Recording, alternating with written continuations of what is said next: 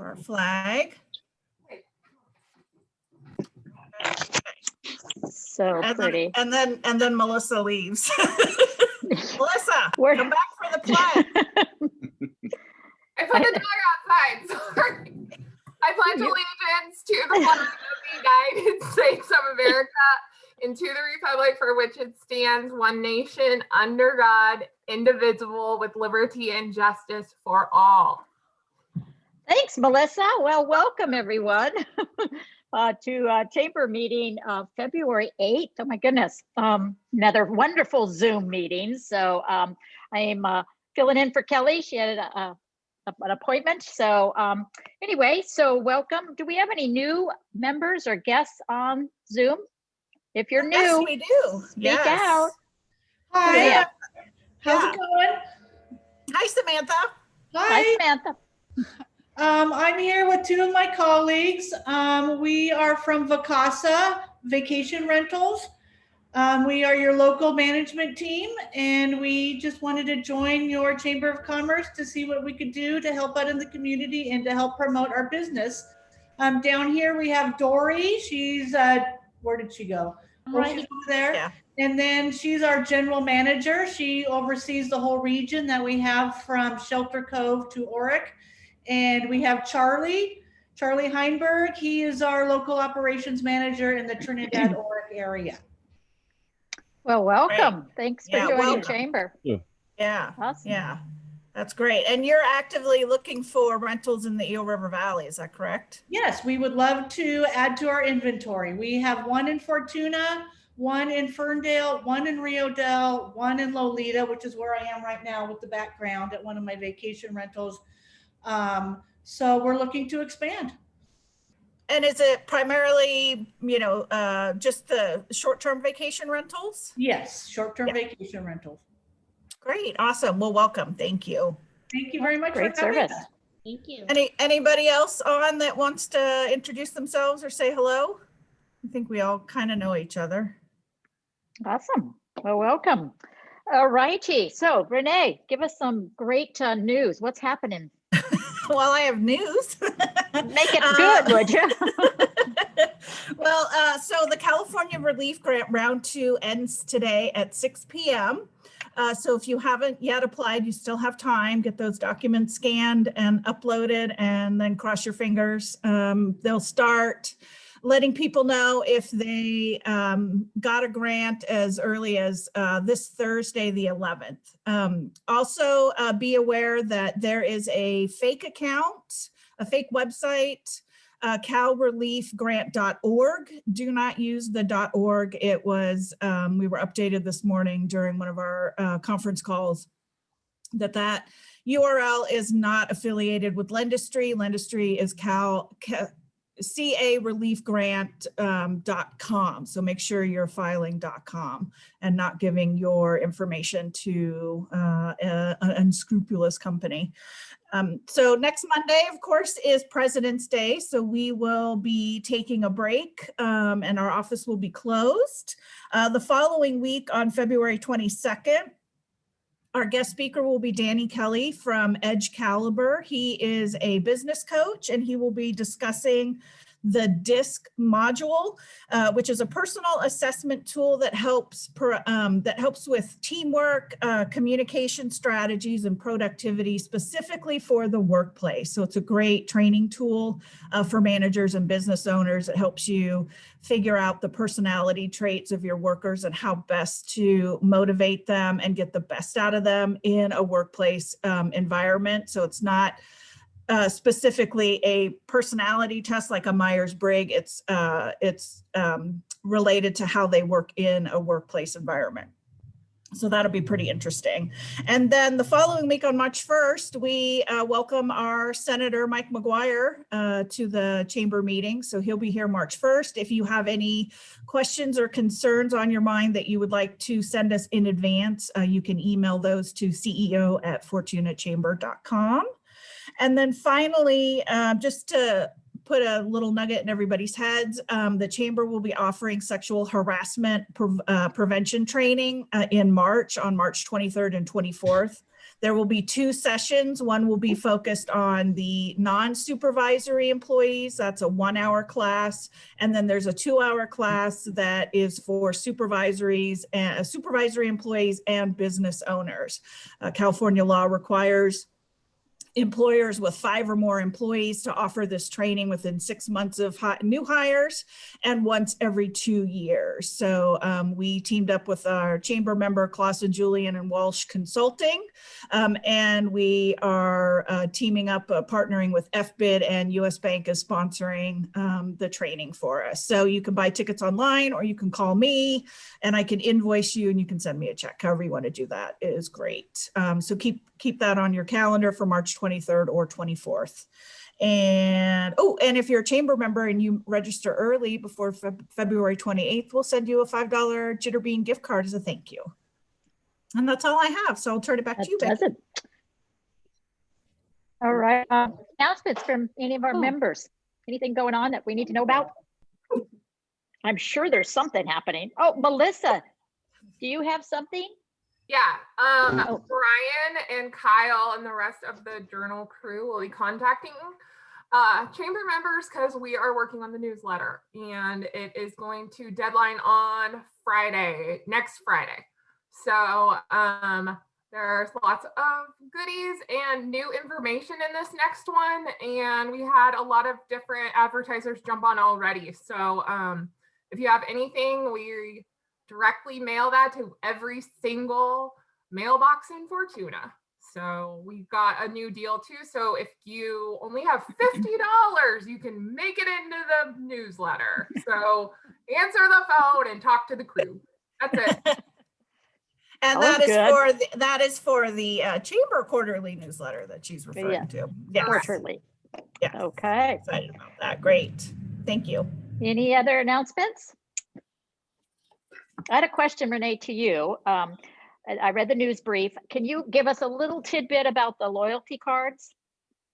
Just a little tidbit, a little sneaker.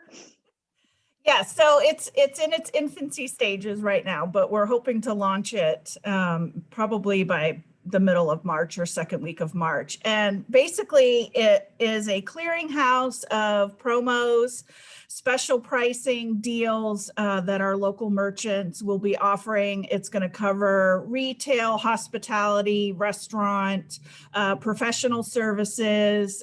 Really any business can participate. They can offer a free coffee mug if you sign up for a free consultation. You can offer a 10% off, whatever. All different kinds of ideas. We are happy to help people create promos. They'll be all of them will be listed for card holders. They'll be able to see the list of all of the current specials. We'd like to rotate them out every month, but that's not required. We just thought that would help people find more options and support our businesses more if there was a different promo every month. But again, it's up to the business owner. Chamber member businesses can sign up for free to advertise their special deal.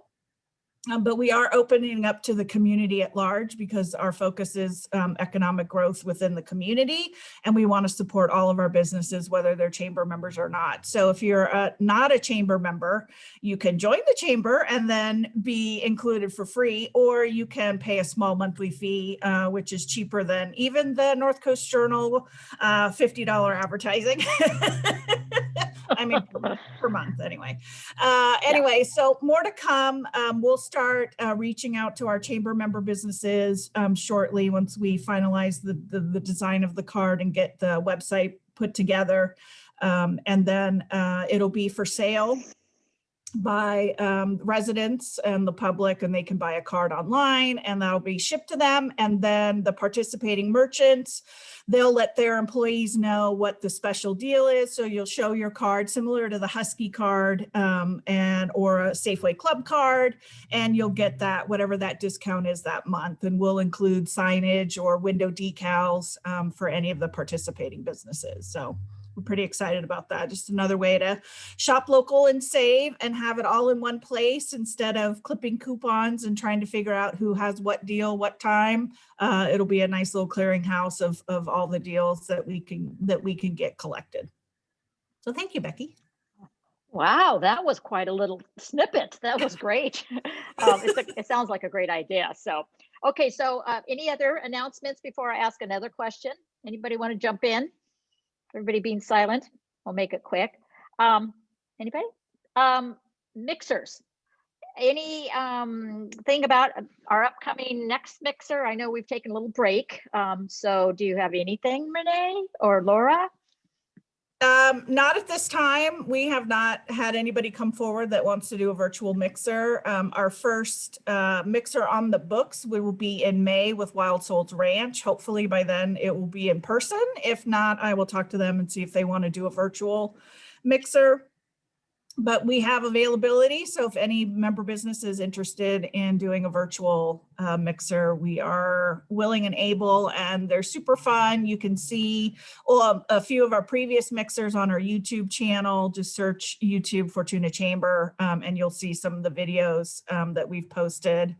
We had an October spooktacular Halloween themed one, and the Hops and Humboldt crew did one, and it was a lot of fun. So it's different, but we have raffles, we have gift baskets, we do the giveaways. It's just from the safety of your home versus in person. So yeah, we're willing. If people are interested, just give me a call.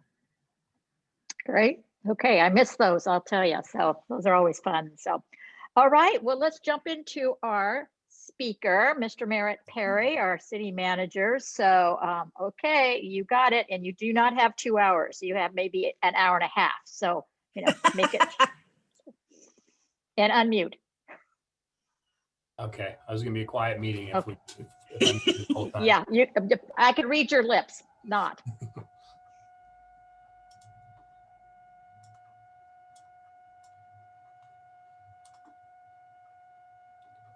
Okay, just working on sharing my screen.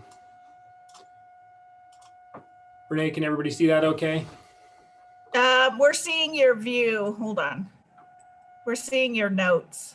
Oh, you're seeing my notes. I don't want you to see my notes. Go into, there's like 3 little dots at the bottom and you can get rid of the speaker's notes.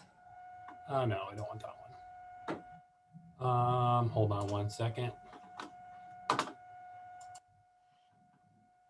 You're so used to having Sienna do this for you I at know City it. Council. How about that? Does that look right now? That's perfect. All There right. you go. Got the wrong Yeah, just, screen up there. yeah, move that little, there you go. That looks good. All right. Well, thanks everybody. I'm happy to be here, and looking at this title, I'm sorry for the generic title. I would have much rather called it, I wish we were having the State of the City breakfast, because I really enjoy those and getting to see everybody. And it's really disappointing. That's one of the things that we're really missing this year. But I wanted to be able to cover some of the things that have been happening in the city, some of the things that we might normally cover in the State of the City breakfast, and then just some things that are coming up in the future. So this is the 2020 year-end review and the look ahead. So first of all, the elephant in the room. I mean, who could talk about 2020 without talking about COVID? And I went back and I was looking at the timeline when I was thinking about this presentation, and I was like, okay, it was on January 30th, 2020. That was the last time that we did the State of the City breakfast. That same day, the World Health Organization declared a global health emergency, followed by out the county health and safety orders, including mask mandates, shelter-in-place orders, facial coverings required. Wow, how things change in a relatively short period of time, and it all kind of kicked off. So I think we were really lucky to have that last State of the City presentation. But again, I think that's been the dominant thing for most people in their lives, unfortunately, for most of the last year.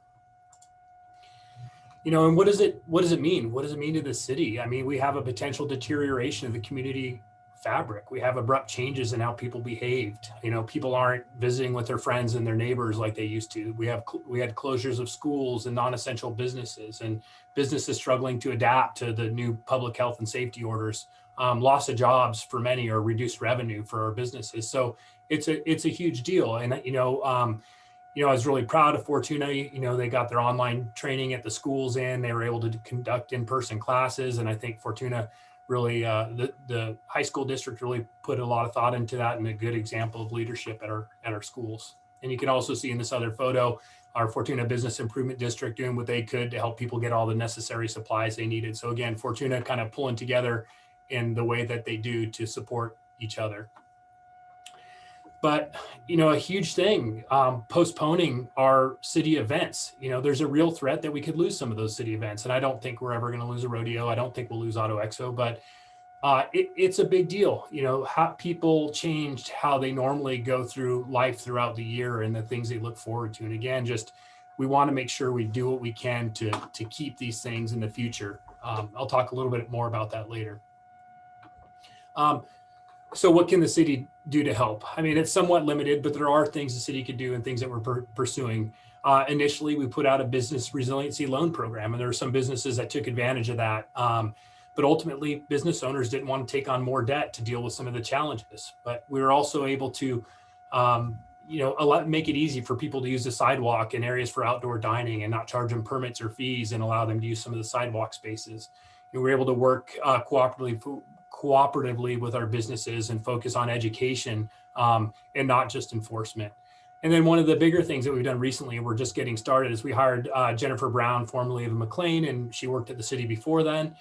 She knows the city well, but she's going to be working on bringing some CDBG money that's been allocated to the city, and that is also competitive, to focus on compensation to businesses for employee retention, rental assistance, and then even potentially improving outdoor dining options and helping to pay for those and facade improvements. We also had an election in 2020, and I think that's probably one I would rather skip. But my favorite part of the election was that Measure G passed. I think that was a big deal for the city. I'll be running through some of our Measure E funded projects. So it was Measure G that passed the November election. Again, my favorite part of the election. But what that did is it updated Measure E to sunset in 2033 instead of 2025. And there's a real concern. We always take a very conservative approach to budget. And if we knew we were going to lose those Measure E dollars, we were going to start winding things down to have a balanced budget by 2025. And so I feel very fortunate that the public, you know, they agreed and that Measure G was essential for the city and that they passed that in the November election. That was a big deal for the city. So that's a good segue into budget, the 2020-21 budget. Some of the major challenges: potential revenue decreases, sales tax slipping due to COVID, local businesses, you know, the challenges facing local businesses and declining sales. Our costs continue to increase, insurance costs go up, pension costs go up. You know, nothing on the expense side usually goes down. But some of the successes, again, Measure E was extended. We have departments that really tighten the belt and are operating within budget. We continue to bring in grant dollars. And then ultimately the impacts to sales tax were not as bad from COVID as we had thought. Just briefly on sales tax, you can see the trend line in the middle. This is a historical graph of our sales tax going back from 2017 to current. You can see it's the trend line. It remains relatively flat. You can see in the towards the right side of the graph, in 2020, the first quarter, we took a dip. That was because of some delayed payments when COVID onset first hit, and then those were made up in the next quarter. But still, overall, relatively flat trend for sales tax. This is an interesting slide. Again, it speaks to some of the impacts on the city budget versus COVID. And if you look at the graphic on the right, essentially it's a bar graph, which shows the sales tax from in blue, it has the second quarter of 2020, and the orange has the second quarter of 2019. And if you take a look at the left-hand side, state and county pools, you can see 2020 is way up.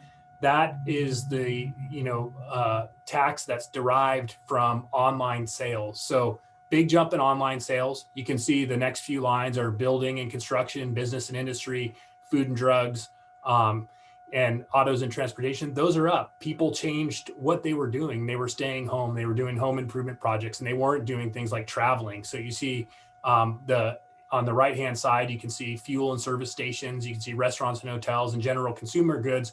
Those are all down from 2019. So really obvious changes in behavior and how that impacted sales tax, and really some winners and losers. You know, our hardware store, home improvement, lumber store is doing pretty good, but our restaurants struggling, hotels struggling, fuel sales down.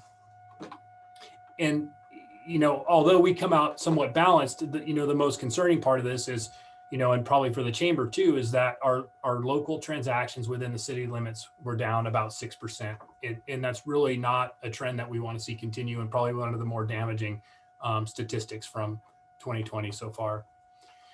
What can the city do to keep spending down? We have a lot of things that just have to be done. We can't turn the water off. We can't shut down the wastewater treatment plant. The only real way that we can save money in our budget is just to delay projects, when that's possible. But our base expense is our employees. We're a service organization. And so what we did is we tried to find a way where we could reduce our expenses with the fewest impacts to our employees. And the easiest one is when you have a vacant position, freeze it. So there's a number of positions across the board that we froze. That does make everybody else who's there doing their normal job have to work harder. We were able to eliminate some positions. Our facility custodian position was vacant. We transferred that to a part-time position. We were able to work out a win-win agreement with Robin Huff, who retired, and we eliminated the police office supervisor position. And then we did have to furlough some active employees, mostly associated with the parks department and the River Lodge, because we can't hold events and demand was down for those park services. But again, there's a human side to this, and fortunately we only had to eliminate one position with somebody that wanted to keep doing it, but she was able to retire. So it's a real cost, and we don't take this lightly. It's something that we really think a lot about, and I think we did really good not having to lose any employees and remain an employer.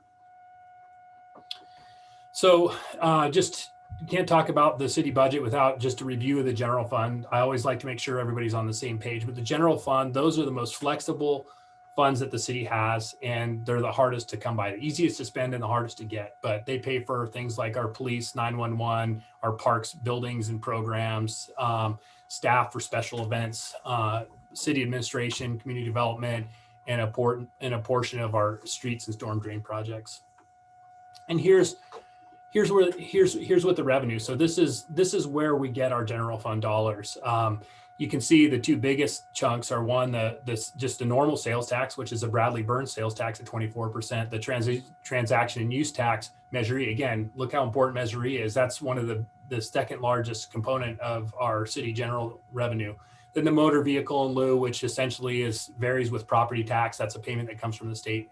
And then closely followed by property tax and transient occupancy tax, which is a tax that people pay when they come and stay in the short-term rentals or hotels within the city. And the rest are fees derived from various city programs.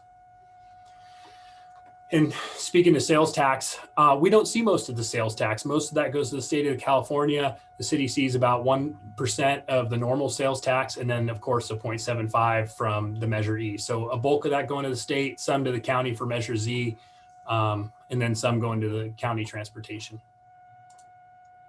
And believe it or not, the city sees relatively small amount for property tax. If you look, we receive about 7% of our general fund budget. If you look from the bottom going up, most of it goes to the county general tax district, followed by the Fortuna School District, followed by the Fortuna Union High School District, and then Redwood Junior College, and then Fortuna, which we get 4 cents out of the dollar. So not a lot of sales tax for the city, but again, it's stable, and with property values going the way they are, it's one of the sources of funding that we continue to count on. One thing that I wish we can change, but we can't. In 1978, when Prop 13 was passed, the proportion of the property tax that go to the city was set. And if you look at this, it's one of our challenges in Fortuna. We have the lowest percentage that goes to the city. And you can see if we were a city of like Eureka and we had roughly double our sales tax, that'd be another $400,000 or $500,000. That would go a long way to curing some of the problems that we have with our city budget. But this is not something that's likely to change in the near future. Our expenditures. So where do we spend the money? As typical with most cities, most of the city's general fund budget goes to public safety, or paying for police, followed by parks and recreation, administration, insurance, and other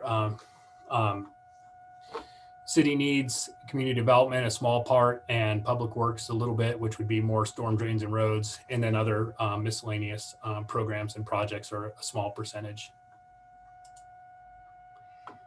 How's our general fund revenue doing? Again, it's staying relatively flat, and it looks like, so you can see it starts on the left in 2015-16. You can see there was a spike in 2019-20. That was because the city sold its property at 280 12th Street, which went back into the general fund, and that was just under 900,000. So that was a spike, and you can see in the next year's budget is expected to come right back down, remain flat or a little bit lower. So again, a little bit with kind of the one-time sale, it went up, but generally not increasing as much as costs.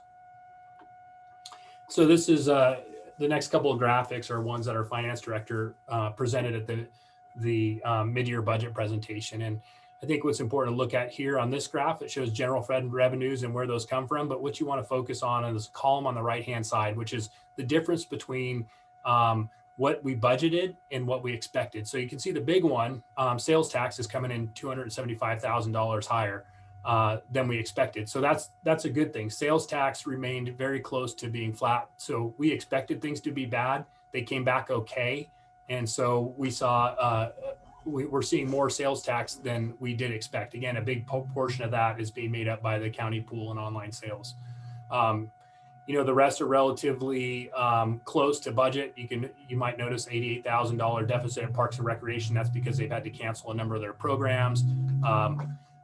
You know, a little bit in police fees, and then the other, that $214,000, that's primarily from $150,000 payment that the city received in CARES Act funds. So that's a one-time thing that we can't expect. But you can see we're adjusting our budget. We're expecting about $480,000 more in revenue than we planned for in our budget. Again, that's part of just being conservative when you plan your budgets and anticipating your revenue. Our operating expenses, again, focus on that right-hand column. You can see most things came in pretty close. Our police overtime was a little bit higher. We expected to have a bit less overtime, and we budgeted less for police overtime than we had in the past. But we're bringing on new trainees that require another officer to be with them until they're done with that training period. So we still didn't see the drop that we wanted to in police overtime, and I think we'll see that more in the next year. But again, we budgeted very low. And lower than it's ever been in the past. So we might have been a little bit unrealistic with our expectations there.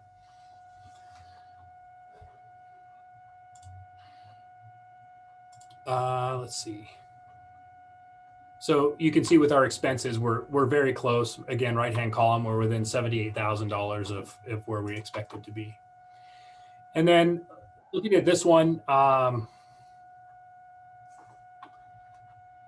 sorry, somebody asking to join. I guess I'm the host now. So looking at the general fund 2020-21 summary, I like to go to the bottom line just like our council members do. And again, we expected this year to be $191,000 in the red.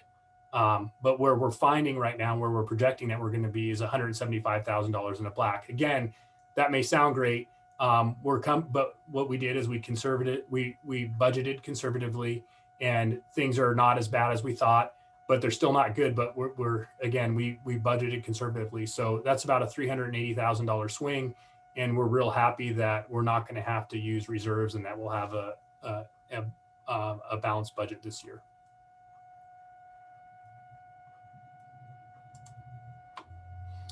Something I just wanted to bring to the community's attention. This is a similar summary, but this is our wastewater fund. And so one of the things you can see, you can see if you look at the bottom line, you can see that we're shown between, our original budget was approximately $2.5 million in a deficit.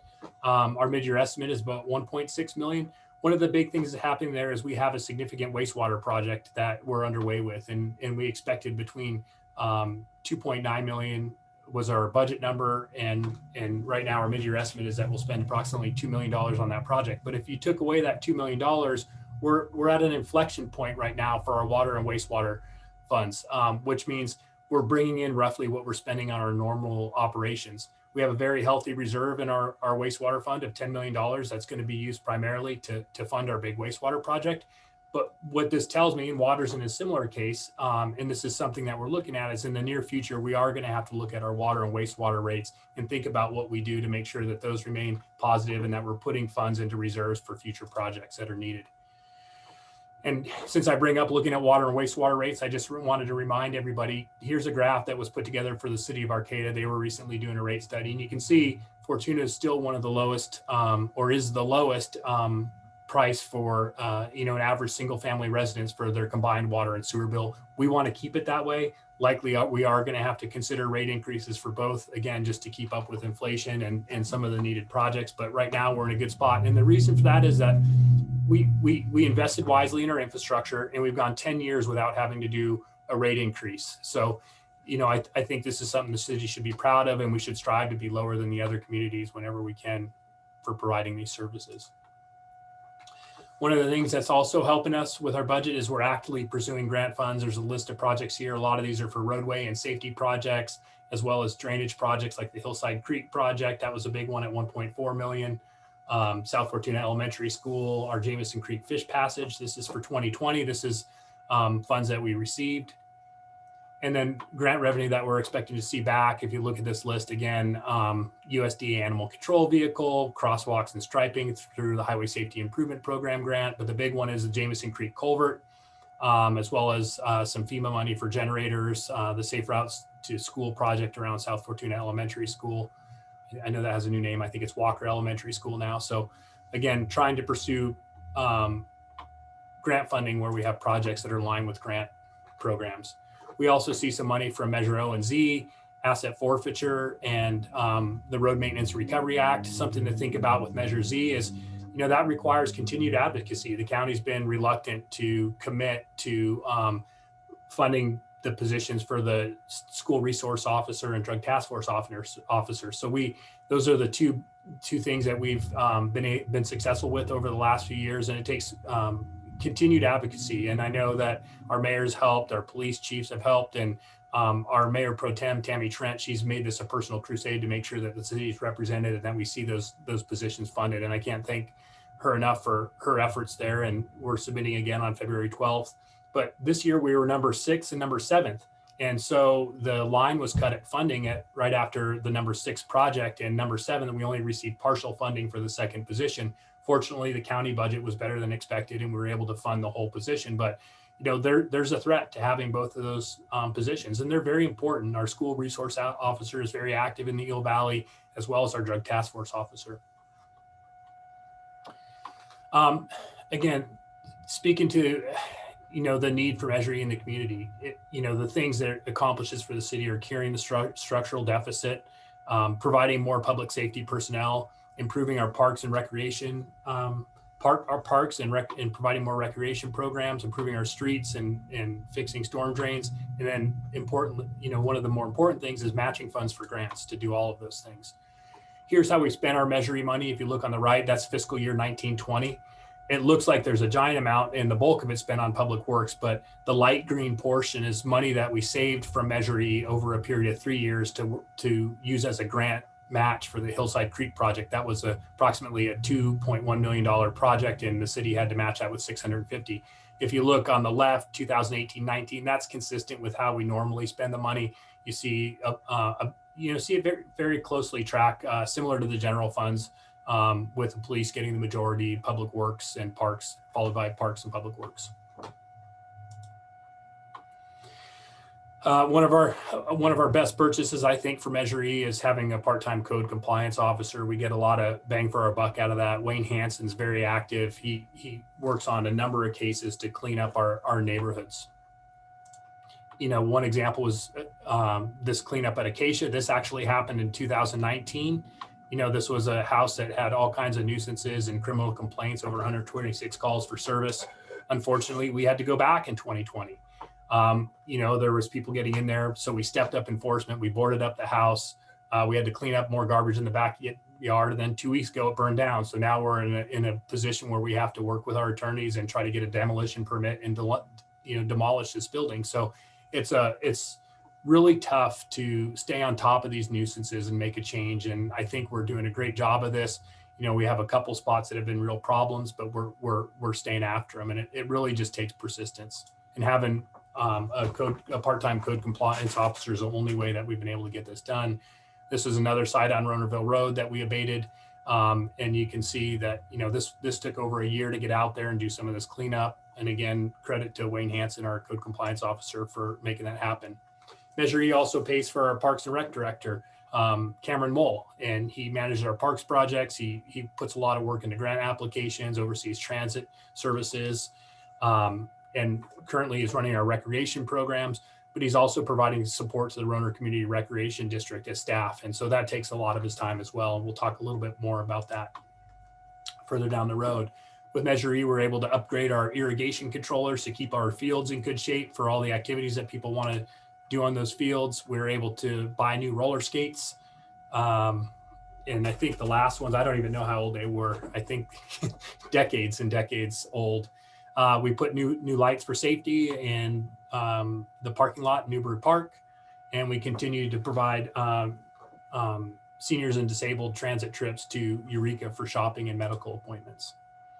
One of the other things, and again, I just want to emphasize, Measure E for grant match. If you look at the graphic on the lower right, that's essentially a master plan or a concept for the improvement of Newburgh Park. We're able to hire a consultant using Measure E funds. The Measure E committee has consistently put money aside for park acquisition and improvement.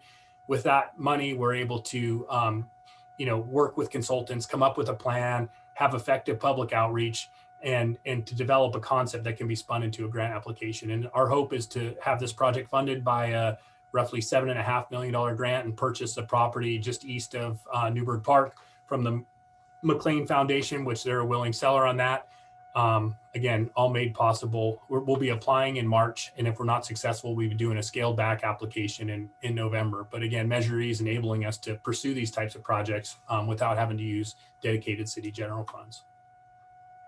We're also able to repair storm drains. A lot of the city's infrastructure was put in long ago, corrugated metal pipes, and a lot of them around the city are failing due to corrosive soils. So every year we're having pop-ups of sinkholes arise, and we have to go after those and measure, the Measure E committees put money towards storm drain improvement every year. So we're able to handle those pop-ups. And then the upper right, you can see the Hillside Creek culvert that was replaced. That was that large portion of grant match. Again, $650,000 that went towards a $2.1 million grant project. So Measure E helping us to keep the drainage going in Fortuna, as well as a number of paving projects. Here's some pictures, Church Street, the alley between 9th and 10th.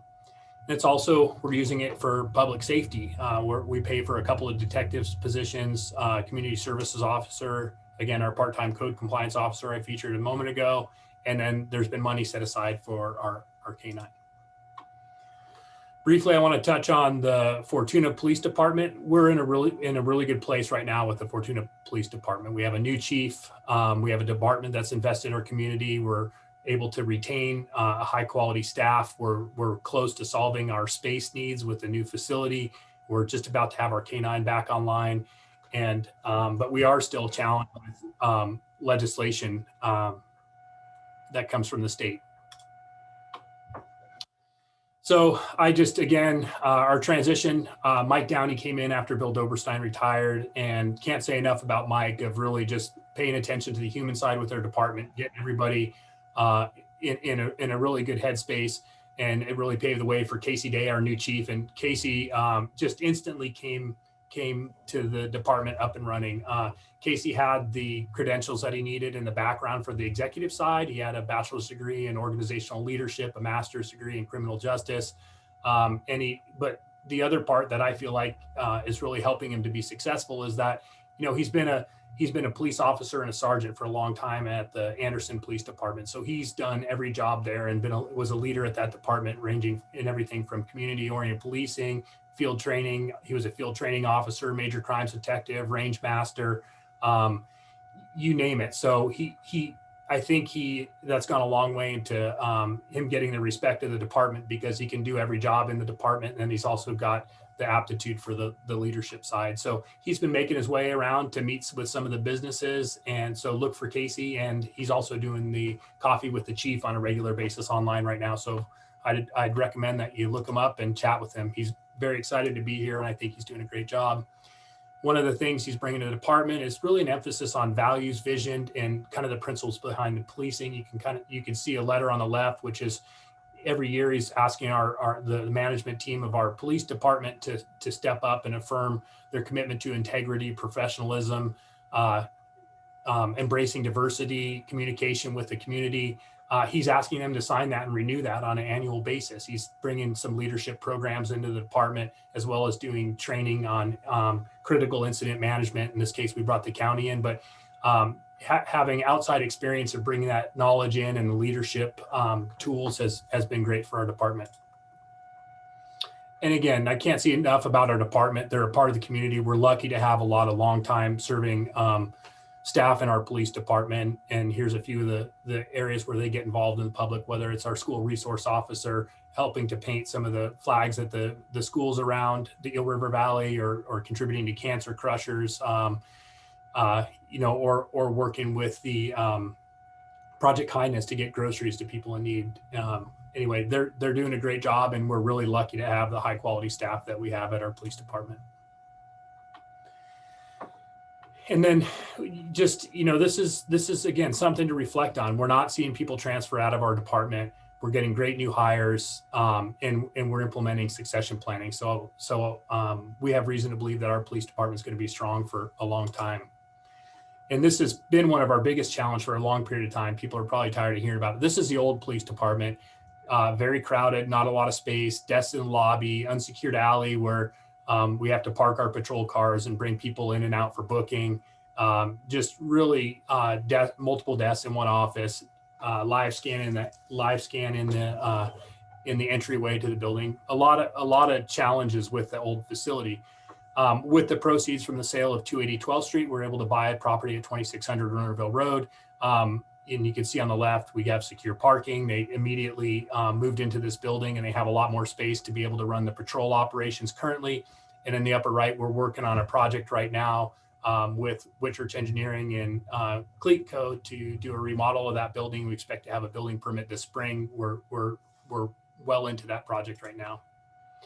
And then briefly, just a canine update. I'm going to have to move forward in the interest of time, but Casey Day, our chief, is over there picking up the dog today and look for an introduction in the near future. He's also been able to secure grant funds to help pay for that, so we can be less reliant on Measure E funds. So state legislation affecting our police. We're seeing the impacts from AB 109, Prop 47, Prop 57. I showed the same slide last year. I didn't want to look up all the criminals who have a wide rap sheet and they're wanted for probation or the multiple calls. This is a big deal. It creates a lot of work for the department, and we're seeing repeat, serial theft, repeat offenders, and these are people that are out thanks to the state legislation. This is something that we need to continue to try to change. Again, just the type of people that we're dealing with, bad crimes, a lot of drugs. Our police department's also adjusting to changing times. They were required to receive a safe policing certification, which modified and eliminated the use of lethal holds, had a higher standard for use of force. They're taking an emphasis on community policing, knowing and working more with our community, and they're continuing to use their de-escalation tactics and bias training. And our police for a long time have worn body-worn cameras, so we have a high amount of accountability. And some of the pictures here, one of the things I'm proud of is I'm proud that we've been able to have people express their opinion in a peaceful and respectful way in the city. There was a Black Lives Matter protest where some young women were able to share their concerns and within the city. And there's also a Trump parade, and these things went off peacefully. We didn't have vandalism. We didn't have crime associated with them. And I'm just, I think that's a big success for the city, that people can express their viewpoint and we don't have things spiral out of control. Again, credit to our police on that one for, stepping back when they can and being there if they're needed. We're continuing to grow. I think Fortuna is one of the fastest growing communities, largely because we have most of the buildable area within the city. I mean, just going back, that's a huge number, 104 new vacant lots from subdivision pending. That's quite a bit, more than any of the other cities around. We're able to respond to some of the housing mandates being put on us by the state. We applied for and received a planning grant to do some of the work that's outlined in our housing element, including developing an accessory dwelling unit ordinance, design review guidelines, multifamily zoning standards. These are things that we're actively working on right now. And again, some of the old commercial spaces, it's great to see some of these older buildings getting repurposed. 280 12th Street, that was formerly Fortuna Motors, will be turning into Creation sometime soon. Little Caesars at 9th and Main Paul's Live from New York, where Tom Sourdough was, and then Went Construction. They're going to be building their new their shop building and an office at Ronerville Road, where it used to be John's Trucking and Haverstock Construction Yard. This is a big one. Everybody asks me, the first thing they ask me all the time when they ask about Fortuna from out of the area, what's going on with the mill site? Well, we want to take those first steps and we want to work towards getting that property productive again. And I think what it's going to take is changing the zoning and the land use. We did receive an SB2 grant to start doing a specific plan. I think we'll be able to couple that with some other funding sources to really do a good job of repurposing that and finally seeing that property be useful again to the city. Some of the projects we completed: Safe Route to School project around South School, huge improvement parking lot and the access sidewalks and crossings.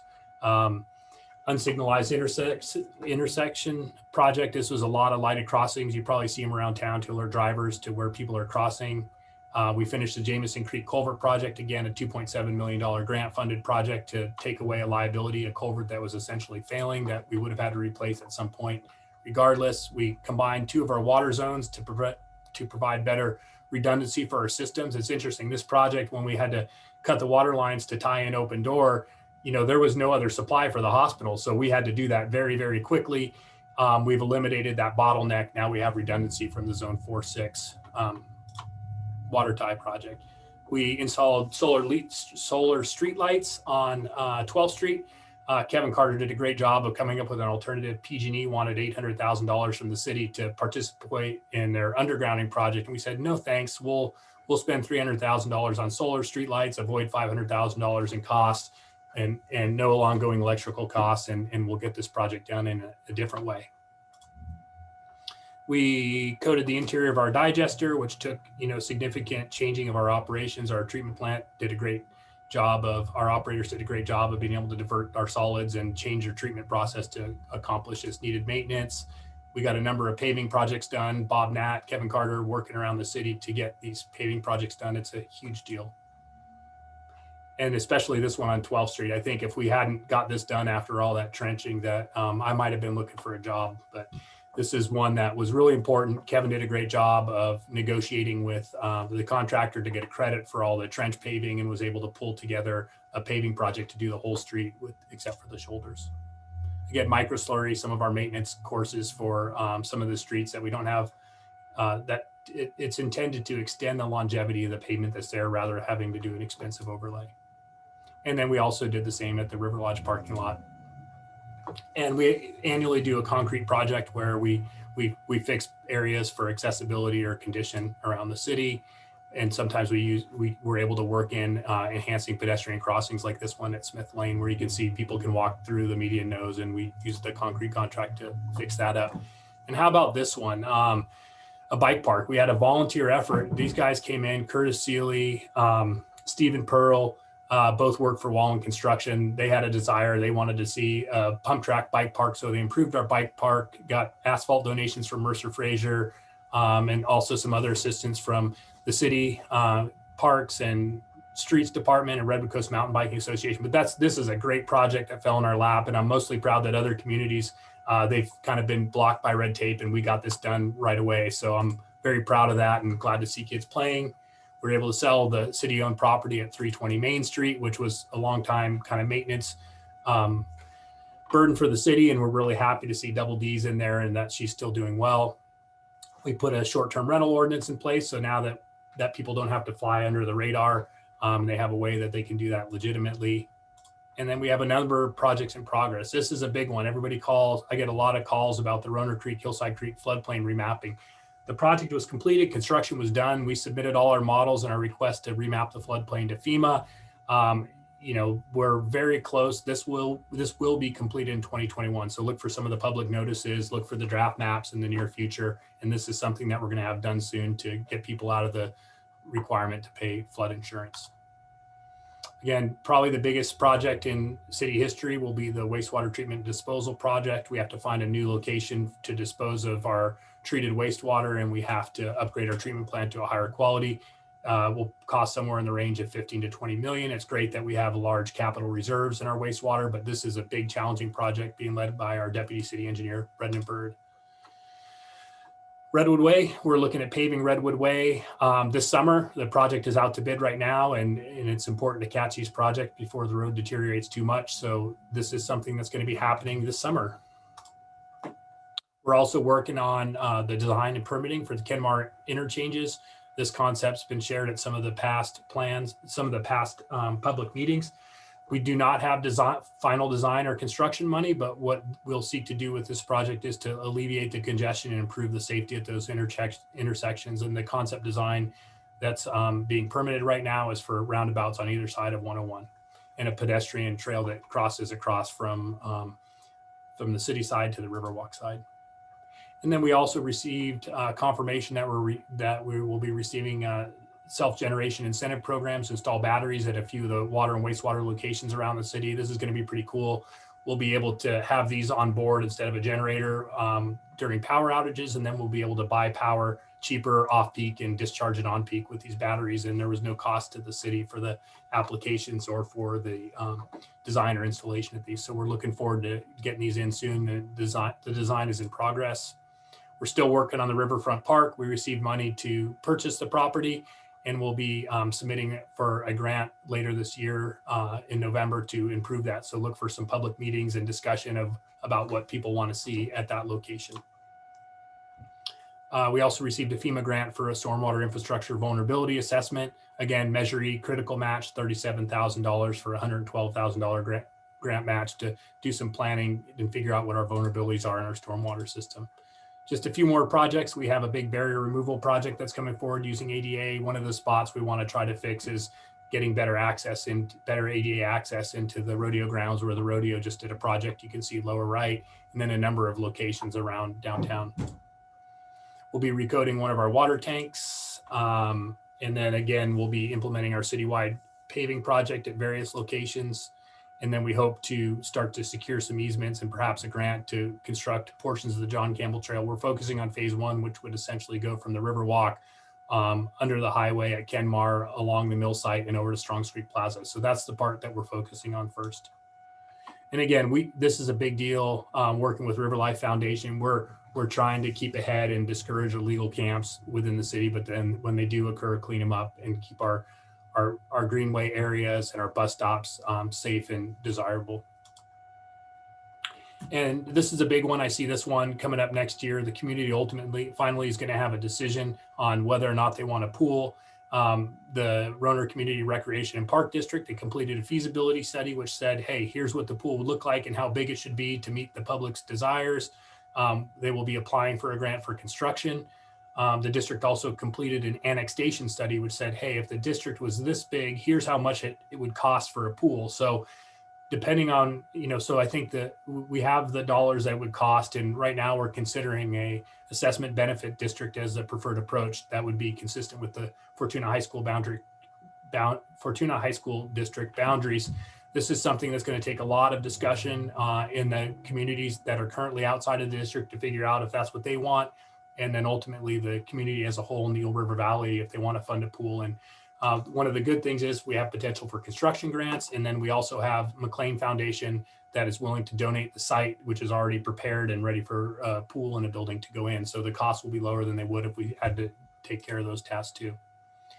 And then something I'm personally excited about, I'm pretty bullish about our whole Riverwalk area. There's more businesses going in, but I think it would be great to focus in the coming year on the Riverwalk development and tourism, working with some of the property owners there, John Egan, Renee Imperial. They're excited to potentially see a restaurant at some of the property they own. The city has some resources where we could use our business loan funds to help incentivize and get a restaurant in there. But I think this would be a great thing to the city to attract a destination. We also want to look at some annexations to expand the area within the city a bit more.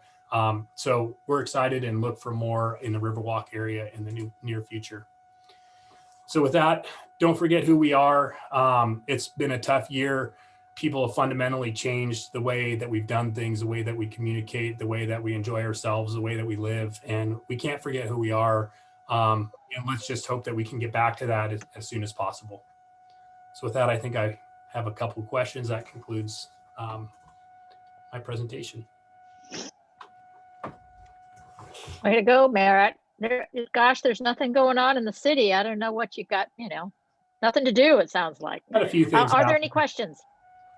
Yeah, So few much, things. so much free time. Yeah.